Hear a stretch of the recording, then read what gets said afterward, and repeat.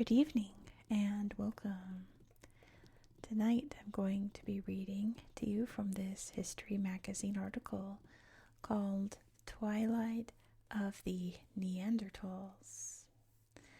But a couple of things before we get started. Because I did not decide to read this article, my channel members did. This article was chosen by Pepsi, Craig, Chris W., and Alex. Thank you to my channel members for picking this really cool article to read. And if you watching this would like to pick a history magazine article for me to read, you can click the join button right about down there somewhere. Or if you don't see it, you can click the very first link in the description box. My channel memberships are only 99 US cents a month, and you get all kinds of cool little perks. Not only do you get to pick articles, but you get your name in every video, you get special emojis, there's exclusive content, ad-free content that you guys get to pick. People ask me every once in a while, hey, can you do a video about this topic, that topic? And nope, only channel members can suggest topics like that. So if you want to see those videos, you have to become a channel member. I just squished my pinky so hard under my desk. Oh my gosh, it hurts so bad. I'm still trying to get feeling back in it. So ignore me if I'm just tapping. I'm trying to see if I can feel it. Almost. Anyway, yeah, channel memberships. And if you were here yesterday on my channel, I also read another history magazine article. It's just because I'm on vacation. I'm back by the time that you watch this video. But it saves me some time so that I'm not researching all up until I leave on my trip. I can read some articles for you guys. So expect a lot of researched places in the world videos in the next couple of weeks to make up for me reading history magazine articles. Also, Neanderthal is how it's pronounced. It's named after the Neanderthal or Neander Valley in Germany, and it is pronounced Neanderthal. However, if you say Neanderthal, that is fine too. That is one of the English pronunciations. So if you say Neanderthal, no one's going to be mad or anything, but it is pronounced Neanderthal. That is the correct name. But let's get into it. This is a very long article. I've got a pointer pencil to help me out. Also, I've stopped caring about the glare from my lights on this glossy paper. I don't care anymore. Sorry about that. It's if I try to turn off the lights, it's too hard to read. If I leave them on, it's glossy and shiny. So it's going to be glossy and shiny. But let's get into the article. It's so long. Neanderthals, or Homo neanderthalensis, are the human species that has attracted the most attention as our closest evolutionary relatives. Just a pinky check. I can kind of feel it. All right. The first fossils related to Neanderthals weren't recognized as such until 1863, although they were discovered decades earlier. The ongoing intrigue should come as no surprise because, for a long time, Neanderthals were the model for the missing link between our own species, Homo sapiens, and the first ape-like pre-human ancestors. But then they disappeared. This is the story of an extinction. In the past, Neanderthals were thought to be a European species that had disappeared without a trace. It was believed that their physical, intellectual, and technological inferiority had driven them to extinction, and that they were then replaced by the Cro-Magnons, early H. sapiens, who were also genuinely European. This progression fit in with 20th century ideas about evolution, which was seen as an ascending process with H. sapiens at the peak. We were considered the species that had successfully completed the evolutionary process initiated millions of years ago. Today we know that human evolution was much more complex. Advances in research have overturned much of the old pejorative view of Neanderthals and undermined the idea that Europe was key to human evolution. We now know that modern humans and Neanderthals shared a common African ancestor less than 500,000 years ago, which in evolutionary terms is the blink of an eye. Some have proposed Homo antecessor as that common ancestor of humans and Neanderthals, but this is far from generally accepted. For much of Homo sapiens' existence, there were negligible physical differences between them and Neanderthals, and the cultural differences are archaeologically imperceptible. We have found that our distant cousins were as cognitively complex as we are.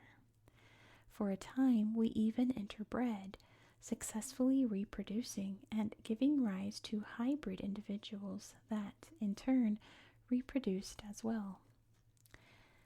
The inheritance of that interaction can be seen today. All humans now have 1 to 4% Neanderthal DNA in our genome.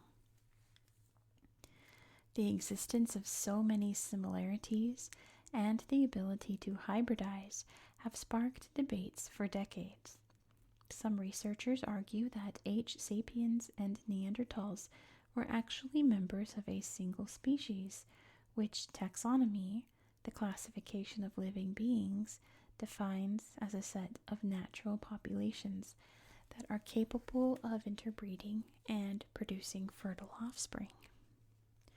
From this point of view, the Neanderthals would be a subspecies that evolved in Europe before being reabsorbed by the populations that arrived from Africa at the end of the Pleistocene, which was the long period of almost 2 million years that concluded when the last period of glaciation ended. Other scholars argue that the physical and genetic differences between the classic Neanderthals, or those who lived from 200,000 years ago until their extinction, and the H. sapiens of the same period are still sufficient to keep each species in its own taxonomic box. But there's something about the history of Neanderthals that continues to fascinate us. They became extinct. Neanderthals disappeared without a trace, and were completely replaced by H. sapiens in every location they had inhabited for hundreds of thousands of years. A natural process. Extinction is a natural part of biological evolution. It is estimated that 99.9% of all species that have ever existed have disappeared. So we must view the extinction of the Neanderthals as a natural historical process and not as an exception or a rarity. Many different factors are involved in natural extinction, the most common being competition between species and changes to ecosystems.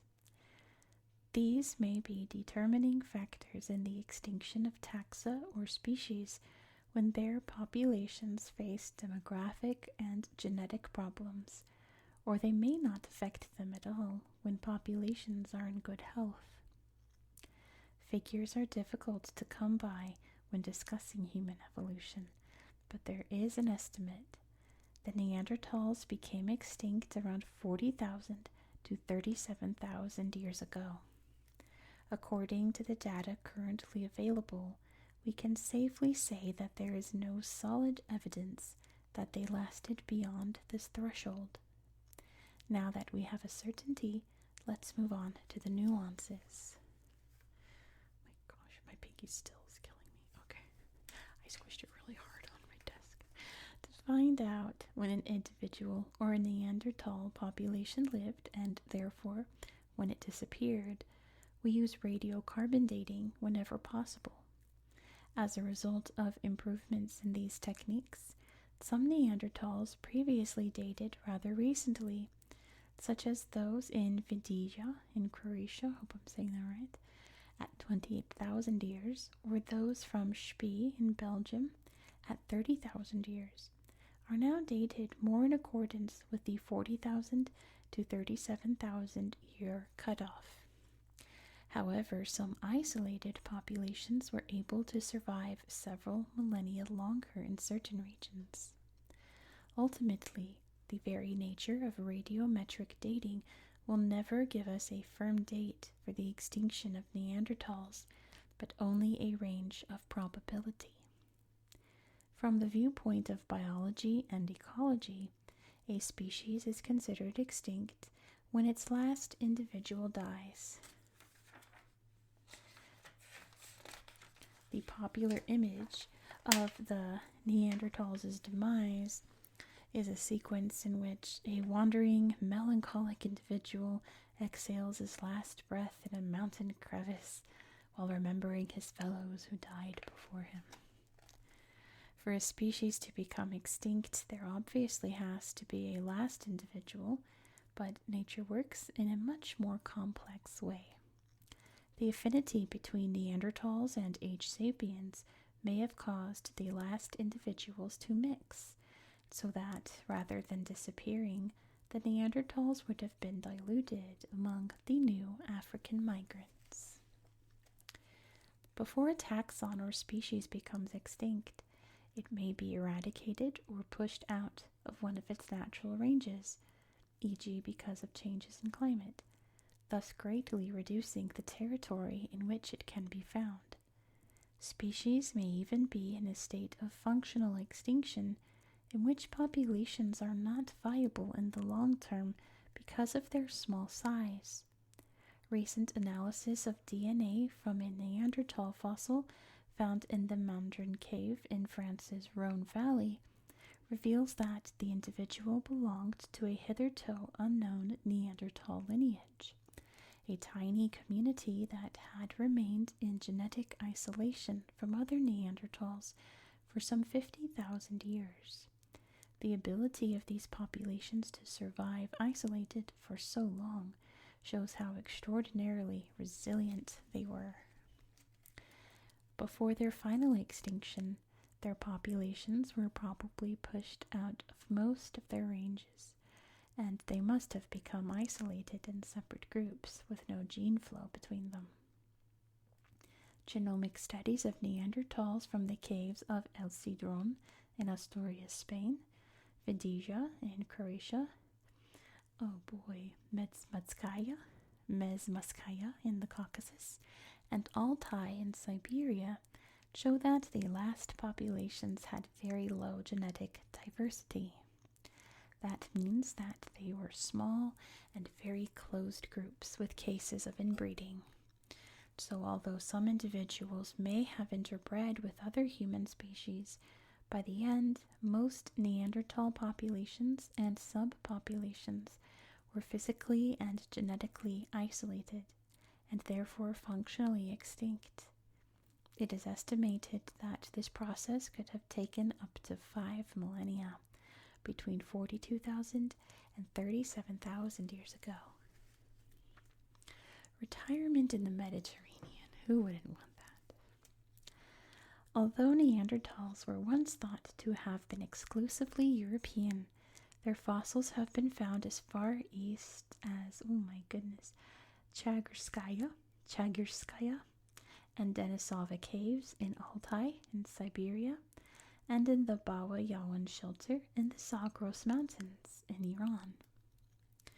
Certain stone tools allow us to conjecture that Neanderthals may have extended into East Asia and were very common in Central Asia. Therefore, it would be more correct to speak of a Eurasian taxon. However, the last Neanderthal fossils, or Mousterian archaeological sites, as the typical Neanderthal culture is called, come from the southern half of Europe. The Iberian Peninsula plays a fundamental role here. It is clear that Neanderthals spent their final centuries in sunny Andalusia, but when exactly they went extinct is a matter of debate. Studies carried out at Boquete de Zafarraya Cave Boquete de Zafaraya Cave in Malaga, Spain, I'll stop trying, in 2003, and Gorham's Cave in Gibraltar in 2006, yielded very recent dates ranging between 33,000 and 28,000 years ago. These findings have since been questioned. It cannot be stated with certainty that these sites are less than 40,000 years old. Other Iberian sites south of the Ebro River, such as Cueva Anton and Cima de las Palomas in Murcia, Spain, Gruta de Oliveira in Portugal, and some levels of Gorham's Cave, continue to provide relevant data to argue that if the Iberian Peninsula was not the last place where Neanderthals survived, it was the last in Western Europe. However, it would not be strange if, in the near future, we found other populations like those in the Iberian Peninsula, in Siberia, and even farther east. Climate change and chaos. One of the most important questions in paleoanthropology is why the Neanderthals became extinct. The reality is that we do not know for sure, but there are several hypotheses. A vast amount of time elapsed from the emergence of Neanderthals to their extinction. During the 350,000 or so years of this human species' existence, the climate changed drastically dozens of times and did so on a global scale. This means that during the more than 13,000 generations of Neanderthals, places like the British Isles went from having sunny summers and mild winters to being buried under tons of ice. We know that Neanderthals lived through at least 10 major climatic oscillations, known as interglacial and glacial periods, with stadial and interstadial periods. Stadial are secondary advance of glaciers, and interstadial are recessions or standstill of glaciers. Local research indicates that southern Europe, not only the Mediterranean peninsulas, but also the northern shore of the Black Sea and the Caucasus, were unaffected by extreme conditions at the coldest times. These areas acted as refuges to which flora and fauna had retreated before the advance of the ice. Once the ice receded, they returned to colonize their former ranges in renewed abundance. Oh, my kitten's crying, hold on. All right, everyone, say hello to Bonnie Blue. She's back and bigger than ever. She won't flip over to look at you guys. Get upside down. Say, oh my gosh, she's so wiggly. Okay, the kitten's here. She woke up and was all alone and was sad. So she's now here to read about Neanderthals with us. Okay. Where were we? Abundance. Oops. Here, baby. Neanderthals were just pieces on the great ecosystem chessboard, and their range expanded and contracted in step with climate changes. Molecular and archaeological data tell us that there were several moments of splendor in which Neanderthals colonized territories to the north and east, perhaps going as far as Mongolia and China. A notable wave of expansion began from 130,000 years ago, and another from 60,000 years ago, in part due to mild climate periods. But the second expansion wave was relatively short-lived. Starting 55,000 years ago, a series of extreme, erratic, and very short climate events happened that made conditions completely unpredictable. Sometimes the changes occurred on a human scale and are believed to have had a terrible impact on Neanderthal populations, which entered a period of great uncertainty. If Neanderthals had adapted to more or less harsh climate periods dozens of times, did an unpredictable climate make them disappear? perhaps not by itself. However, it is believed that climate was one of the main factors that pushed the species toward extinction. The climate was not only chaotic during oscillations, there were also successive, tremendously cold pulses caused by the Heinrich and Dansgaard-Oeschger climate events. I've never heard of those.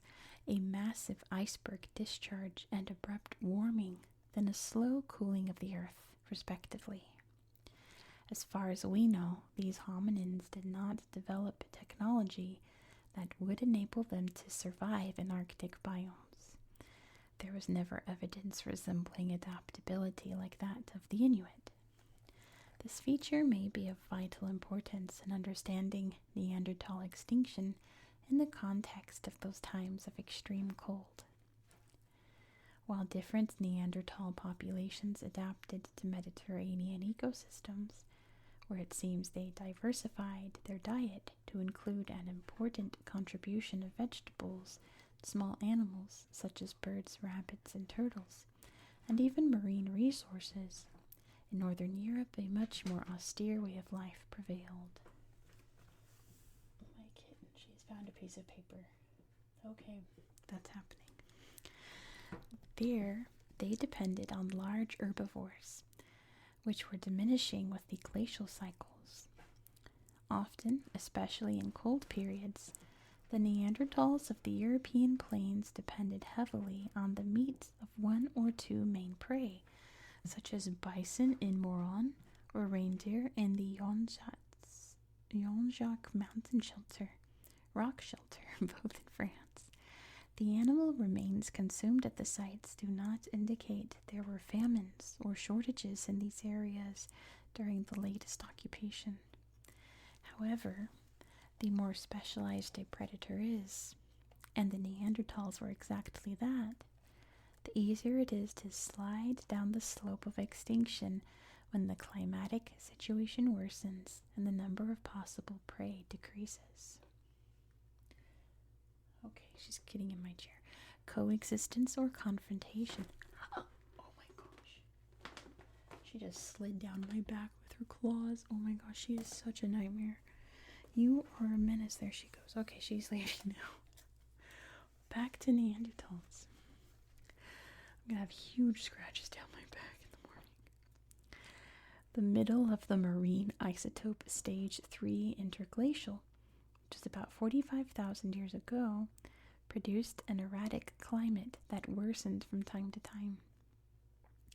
Neanderthal populations divided into small isolated groups, while a new human lineage of more recent African origin was timidly beginning to establish itself in the lower Danube basin, coming from Africa or Asia. Alright, now the kitten's playing in the window, so if you hear little kitten playing sounds, she's being a nightmare as usual. It was not the first time that Neanderthals and H. sapiens coexisted, as between 100,000 and 55,000 years ago, both species had lived alongside one another without apparent conflict in the Near East. Many researchers argue that competition for resources and territory between the ancient settlers of Europe and the newcomers was the key element in tipping the balance against the Neanderthals.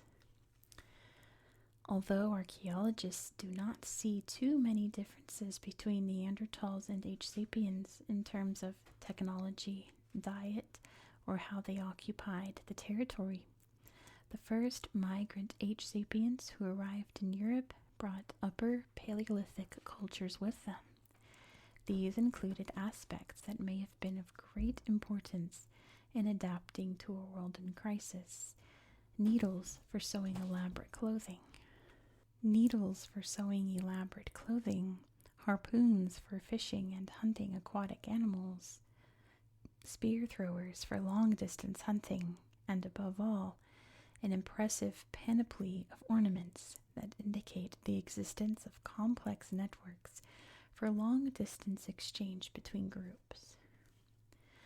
Coexistence has been documented through hybrid fossils. These include Oasi 1 from the Pestera Kuwasi in Romania. I probably butchered that. A jaw with a mixture of traits from H. sapiens and Neanderthals. And fossils from Bachokiro Cave in Bulgaria, which had one grandparent from each species just 6 to 10 generations before their birth. It has also been proposed that the transitional cultures between the Middle and Upper Paleolithic, such as Châtel-Perronian, may have been the product of an exchange of ideas between the two human groups, which coexisted for at least 3 millennia in most of Europe. Perhaps the reproductive strategy was enough for modern humans to ecologically displace Neanderthals. Neanderthals may have devoted much effort to raising few children, an ecological strategy that favors specialized predators that live in balance with the environment. By contrast, newly arrived H. sapiens would have had more opportunistic ecological strategies, in which little effort was invested in the raising of large numbers of offspring, even if they had a relatively low possibility of surviving into adulthood. Since small differences in the mortality rates of competing populations led to the extinction of the less competitive one, H. sapiens could have displaced other hominins in their global expansion. I had to kick the kitten out, by the way. She was getting too crazy. What seems to be ruled out is aggressive confrontation. There is not a shred of evidence that H. sapiens deliberately exterminated Neanderthals. This is not a dichotomy between two homogeneous and differentiated human species. Both groups were diverse culturally and, most likely, phenotypically, that is, in their external appearance. In some places and in some populations, they must not have differed too much. Nevertheless, contact between the two populations in Europe was likely sporadic. The extinction process of the European Neanderthals happened over an extended period of more than 5,000 years. The structure of Neanderthal populations, small, highly inbred groups, their reproductive strategies, their place in ecosystems, climate chaos, and the reduction in their main prey all created a discouraging panorama. Even large volcanic eruptions and meteorite impacts have been proposed as events that complicated matters for them. Perhaps if H. sapiens had not been expanding out of Africa, Neanderthal populations would have recolonized all of Eurasia in the following interglacial period for the upteenth time from their refuges in southern Europe. Maybe they would have lasted many millennia longer. We will never know. Our species expanded around the globe at a speed never seen before, and to areas that had never been visited by other hominins. In addition to the Neanderthals, H. sapiens met other humans of different species along the way. Denisovans in Central Asia, Homo luzonensis in the Pacific, Homo floresiensis in Southeast Asia, and surely others yet to be discovered. Homo floresiensis, make sure I get that right. If, after 160 years of studying Neanderthals, we still do not have a definitive answer about their extinction, the path to understanding the disappearance of other human species appears equally long and no less fascinating. Right, we're going to actually, when we go read all the boxes and pictures, we're going to start at the beginning because it explains the person who makes all of these reconstructions. Let's see. Starting from here, because we have this facial reconstruction here. It says, this reconstruction of a Neanderthal man's features is based on the fossils found at the French site of La Chapelle-aux-Saints. Paleo artist Elizabeth Denis created the sculpture. So apparently she is like the go-to for these kinds of sculptures. Let's read this timeline of a gradual decline. 550,000 years ago, Homo heidelbergensis, considered the ancestor of the Neanderthal, or the first Neanderthal, arrives in Europe. It's a member of the Acheulean culture, characteristic of the Lower Paleolithic. 450,000 to 350,000 years ago. The Mindel glaciation forces H. heidelbergensis to seek refuge on the Mediterranean coast and in the Near East, where genetically isolated groups continue to evolve. 350,000 to 300,000 years ago. During the improvement in the climate following the glaciation, populations with Neanderthal traits recolonized the territories abandoned by their ancestors. 140,000 to 115,000 years ago. The conditions of the Risform interglacial period favor the expansion of Neanderthals and their culture, the Mousterian, which characterizes the Middle Paleolithic period. 50,000 to 37,000 years ago. Neanderthals and modern humans likely overlap in Eurasia. New research shows modern humans lived in France's Rhone Valley 50,000 years ago. Neanderthals likely became extinct by 37,000 years ago. Let's read this box. It says, a symbolic culture of their own. During the early years of investigation into Homo neanderthalensis, it was believed that Neanderthals lacked symbolic abilities. Pendants and earrings were found at some sites very late in the history of the species, so it was thought that they had copied them from their Homo sapiens neighbors, who by then were established in Europe. In recent decades, however, it has been proven that Neanderthals did indeed develop a symbolic culture of their own that included cosmetic use of red pigment, feathers, and the creation of symbolic objects with eagle claws. It is still up for debate whether or not each of these elements were personal ornaments. However, there is no doubt that the symbolic world of the Neanderthals was rich. They made major contributions, along with H. sapiens, to the Mousterian tool-making culture, named for the archaeological site of Le Moustier in France. There's a cool artwork up here. The caption says, Neanderthals and Homo sapiens mixed genetically. The illustration recreates an encounter between members of both groups. H. sapiens wear the ornaments that characterized their culture. There's humans here meeting these Neanderthals. It looks like they're probably trading some jewelry or something. Isn't that neat? There's a skull over here. It says fossils used to develop a model of what Neanderthals looked like were found at La Chapelle-aux-Saints, France in 1908. These features were later determined to be the result of osteoarthritis. That's unfortunate. Markings are visible on an imperial eagle claw worked into an ornament 40,000 years ago. And this is at the Cova Fordada in Tarragona, Spain. Here's a cool map. So, all the little dots you see, the red dots, are sites where Homo neanderthalensis have been found. So you can see them all here throughout mainland Europe. Here in the UK. And there's little random spots too, like you can see over here in Cyprus, random dot. A bunch here in the Levant, the Caucasus. Random dot way up there, so lonely. The loneliest of them all up here in the Ural Mountains. And then over here in Central Asia, there's Denisova Cave. The green dots show the Denisovans, so there's Denisova Cave, and over here is Baishia Karst Cave. Yeah, they were all over the place.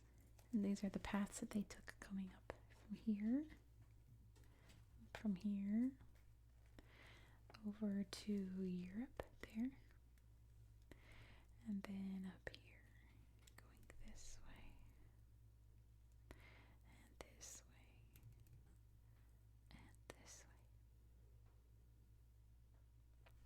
this is really cool down here. It says a sequence of reconstructions of hominins was created in 1951 by Maurice Wilson for the Natural History Museum in London, ordered from the oldest to the most modern. They include, from right to left, an Australopithecine, 2 Homo erectus, this is Java man, and this is Peking man. A Homo heidelbergensis, formerly known as Homo rhodensiensis, found in Zimbabwe. This is a Neanderthal, Homo neanderthalensis. And a Cro-Magnon, the term used to designate the first Homo sapiens to settle in Europe. And look at that. Like so many slight changes each time until we get to humans. This is great. Let's read this box first. It says similarities and differences. Today it is believed that Neanderthals and H. sapiens, our species, began to emerge about 400,000 years ago, the former in Europe and the latter in Africa. But for about 200,000 years, the skeletal differences between the two were very specific, and they are only discernible to experts. From 200,000 years ago, and especially from 120,000 years ago, the anatomical characteristics of Neanderthals, those that can be seen in the bones, started to become much more evident. However, it is still not really known what their external appearance was like. It would have varied according to the geographic zone or the specific population.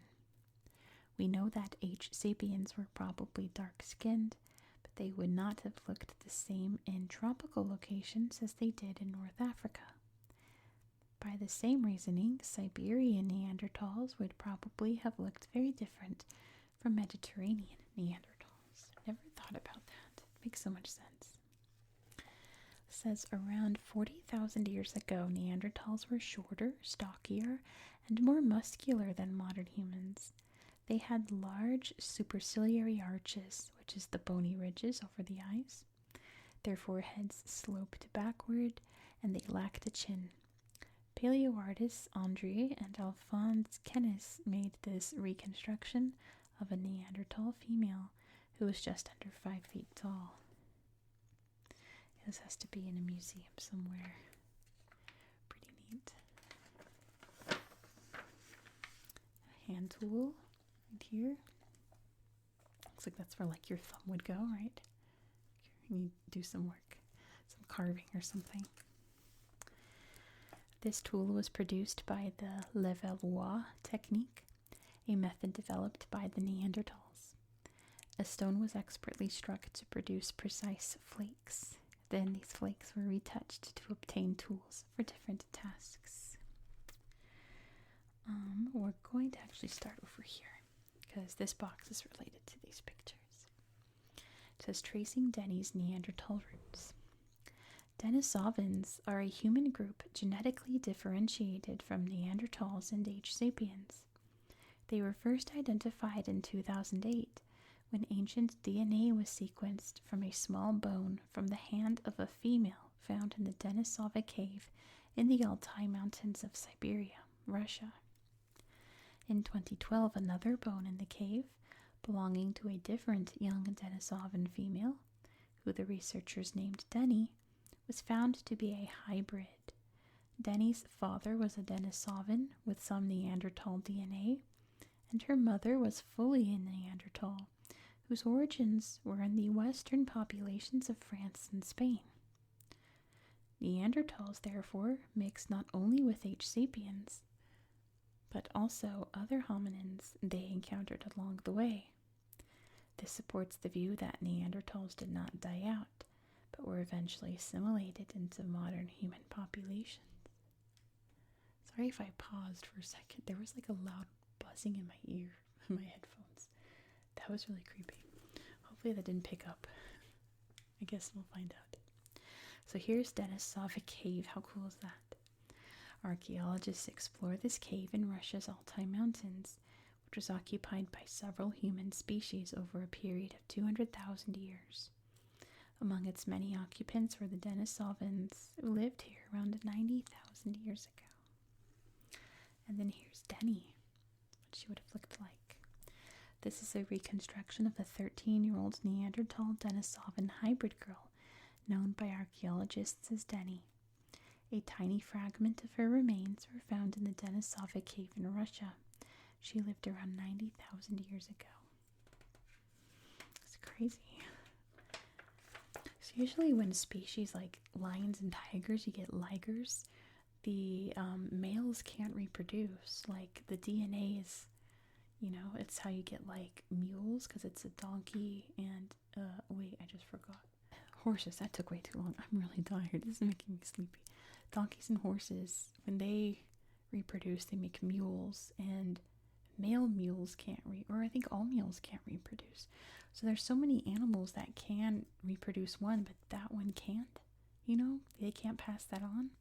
But it seemed that Homo sapiens and Neanderthals and Denisovans could, which is so interesting. So we were so closely linked genetically. There's a tooth. This Neanderthal molar comes from Pinilla de Valle in the upper valley of Spain's Lozoya River. Neanderthals lived here more than 80,000 years ago.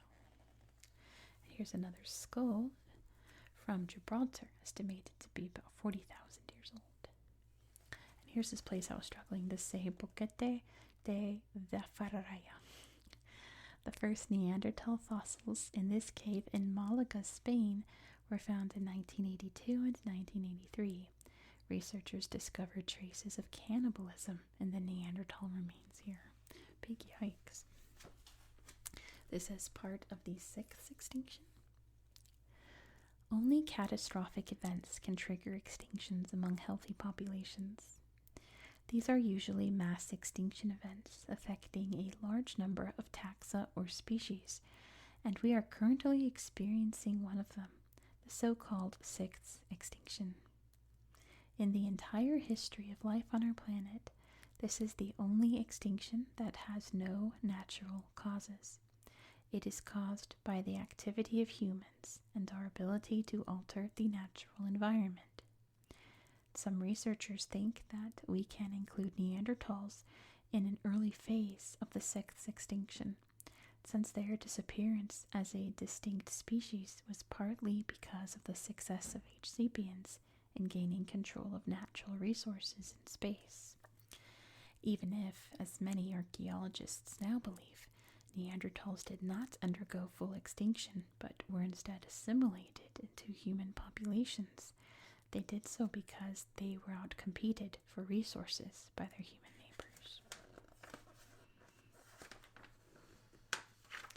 Look at this. It says, although the Neanderthal diet was varied in the middle latitudes of Europe, it centered on large herbivores. The bison sculpture above was carved from a reindeer antler by H. sapiens 15,000 years ago. It's really beautiful. This is traces of a transition.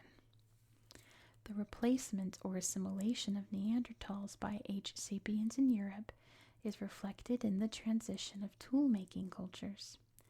The Middle Paleolithic tool industry, from 120,000 to 50,000 years ago, is characterized by the predominantly Neanderthal Mousterian culture, while the Upper Paleolithic, 50,000 to 10,000 years ago, is dominated solely by the H. sapiens cultures such as the Aurignacian, Solutrean, and Magdalenian. Between the two periods from 50,000 to 40,000 years ago, transitional cultures such as the Châtelperronian, Ulusian, and Bohunician developed. Has anyone ever heard of these names? Although the existence of the Châtelperronian culture is contested by some scholars, others say it shows innovations typical of the Upper Paleolithic, some of which were the product of Neanderthals and others of H. sapiens. Increased connectivity between populations may have been the trigger for the emergence of these cultures. Here's a reproduction of them. a Neanderthal work stone in this reconstruction by Elizabeth Denis. It is based on La Pharisee one, the most complete Neanderthal skeleton found to date, from 54,000 to 40,000 years ago. There's some tools here showing these are Upper Paleolithic, and these are Mousterian from the Middle Paleolithic. I guess this is lithic industry, production of stone tools. It's a material expression of the different Paleolithic culture. And our last page here, some reindeer bone harpoons. Carved about 13,000 years ago during the Magdalenian culture, these bone and antler tools are characteristic of the Upper Paleolithic cultures, the work of H. sapiens. Here's another reconstruction. This ornaments and clothing on Denis's reconstruction of an H. sapiens woman who lived near the site of Ambry-Pataud in Dordogne, France, around 47,000 to 17,000 years ago. Look at this, portraits of the past. Denis created these reconstructions of Neanderthal individuals. The remains were found in France. There's a female from the Saint-Césaire 1 fossil, a child from the Roc de Marçal fossil, and male from the La Pharisee 1 fossil. Wow. And this is interesting. This is my favorite box. Sorry if you hear the cats playing out there. They're awake. They're crazy, but we're almost done. Caring and sharing in small communities. Ancient DNA evidence reveals that Neanderthals typically lived in small, often isolated groups, which led to high levels of inbreeding and the development of genetic pathologies. Some mobility occurred, particularly among women, who may have moved between groups to reduce the risk of inbreeding. The mix of isolation and occasional intergroup cooperation highlights a difference between Neanderthals and H. sapiens, the latter forming larger, more complex social networks.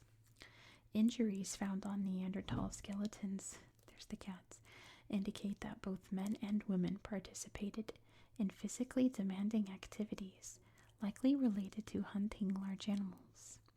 Young individuals were also well cared for, as shown by the example of Tina, a Neanderthal girl with Down syndrome, who lived on the Iberian Peninsula. She survived until age 6, likely because of the care provided by her mother and the wider group. I'd have never thought about Neanderthals having Down syndrome. Isn't that so interesting? It makes sense when you think about it, though, right? It's just, I don't know, you think back in caveman times, you have a child born with Downs and they think, oh, this one wasn't born like a normal human, just, but they cared for her and raised her until she was 6. That's incredible, isn't it? But anyway, that's it for tonight. I gotta go take care of these crazy cats outside, calm them down.